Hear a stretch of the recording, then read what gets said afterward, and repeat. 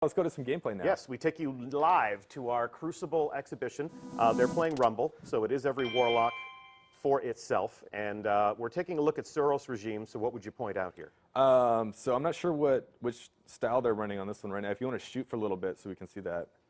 Oh yeah, so that's the focus fire style. And as you can see, bam, range now to your advantage. Yep. So you probably want to hang back and take a little bit more slower paced combat.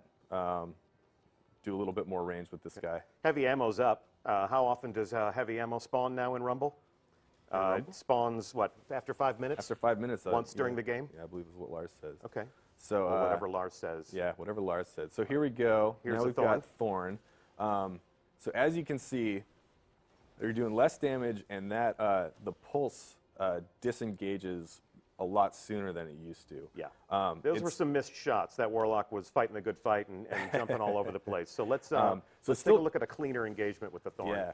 So he got 2 stacks on there, so it still stacks. But yeah, as you can see, the poison wears off a lot sooner than it used to.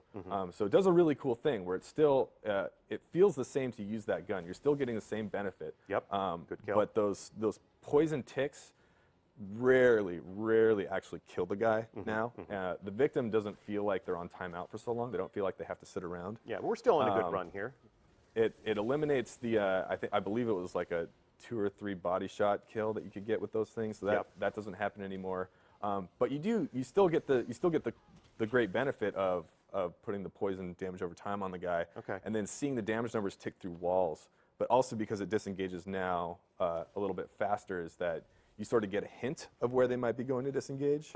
But it doesn't give you exact positioning anymore. As long as that person keeps disengaging, they have a much stronger chance of getting away and being able to fight back. So there's the Thorn. There you have it. We saw some interesting things there. I saw the Thorn shut down a Storm Trance. There was some good kill streaks there. Yeah. And so this player should also have Thiessen in their special slot. So this is we can look at the fusion rifle changes here. Okay, fusion. So yeah, just across the board, your shot grouping is going to be much more tighter on these guns now. They'll be a lot more accurate, a little bit easier to predict where your burst is going to land. Okay, cool. What else can we take a look at here? What else? Oh, here we go. Here's the last Here word. We go, last word. Please still be awesome. Please still be awesome. Yeah, easy to hit the guy when he stands still. Yeah, indeed. Not so easy when he's jumping around and punching you, finishing you off with a fusion rifle. All right, let's see a last word kill. Just for all those people out there with the soul of a cowboy, let's restore their pressure hope and their anything. faith.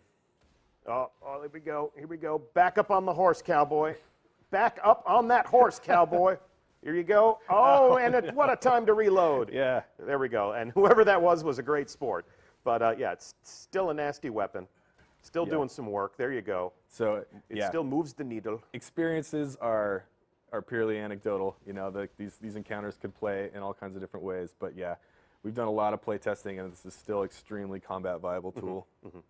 Okay, cool. And so, and then in his special slot, we've got the 1,000-yard stare. There it is. He is running the short gaze scope. So this is one of the scopes that has had their zoom pushed out a little bit, and there's an extra two frames of zoom time as he's zooming in. I am not a sniper at all, but it still feels really clumsy to me in that small hallway. Here, it's a better suited weapon. Yeah, and then earlier, when he wasn't on the spot, we actually saw some close-range combat sniping on Exodus Blue with this thing that I think will prove that it's still possible. It's just a little bit less responsive. Okay. And if you want to get the same gameplay that you have now, you just got to back up a little bit. Okay. Let's take a look at the spare change. So this is the lowest rate of fire pulse rifle. Okay. So damage on these ones came up a little bit. You are going to increase, so it's going to be a little bit more consistent to get I should say 2 burst headshots. So if you land all your headshots in 2 bursts, you could sometimes kill a Guardian depending on his armor stat. Jesus. Okay. And now that's a little bit more common. So again, we're encouraging people to aim for the head. And then, your cleanup kills and team shooting is going to be a little bit more effective this time now too. And it took a grenade to stop Bonnie's kill streak there. All right, and then let's take a look at. So this is her memory. Yeah. So this is the new Queen's assault rifle, which is going to be launching on April 12th. And this is a low rate of fire weapon. I believe this perk roll might actually have focus fire on it as well, so this is going to be super slow. Yeah, really slow. This is basically like your baby Suros, but it is pretty nasty. These things are pretty effective now, so I'm hoping this makes some of the auto rifle players feel like that they have options aside from Doctrine of Passing. You should have just called it Baby Suros because that sounds adorable. Baby Suros. Can you imagine? Just like, I got a Baby Suros.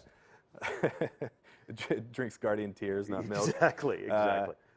So yeah, these are going to be like hopefully more people will adopt these guns. I would love to see that. All right, and then our last sampling of weapons here in this loadout. So yeah, this is the Doctrine of Passing with slightly less damage. I really want to emphasize that it was slightly less, so that if you get a bead on a target and you're pretty much locked in on them, yeah, you're still able to melt them pretty quickly. Yeah.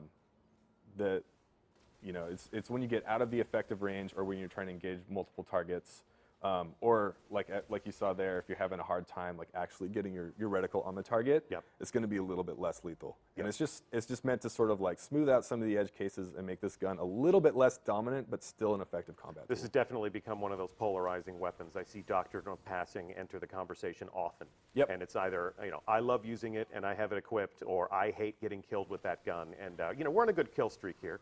It's working better up close, although, the Stormcaller is a nasty, nasty beast. Sure is. And we'll find out exactly what is about to befall that Stormcaller in just a moment when we bring Grant out to sit on the couch. And then last but not least is our new Dreg's Promise. So yeah, the way this works is very similar to the tracking perk on rocket launchers. Yep.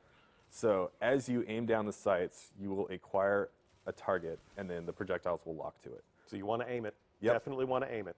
Unlike the rocket launcher tracking perk, there is no audio. So if you're familiar with like Truth and you can aim down the sights and you sort of get that beeping audio, Sure. It lets you know that you have a target locked. There's nothing like that for this gun. You just have to trust. But it is Greg's Promise. Greg Pang, our weapons designer, he worked on this. It has become Greg's Promise. He did a great job. There has been a little bit of work on the projectiles because once we did the new locking stuff, it was extremely, extremely good. And now it's a little bit more balanced out now. Sounds scary. I mean, when you do that, when you say, okay, now this gun has tracking rounds and they work a lot better, or you're always kind of like, all right, I'm going to give this to the community, and it's like, let's see what happens. This thing could become the first and last word in Crucible combat. But we'll keep paying attention. We'll keep studying them. We'll look at the UR data. We'll look at the usage graphs and see if it takes off like a rocket the same way Mida did when we brought it forward. Yeah. But if you're playing in the Crucible, we are watching you and we are studying you, and we're reading the things that you're talking about on the forum.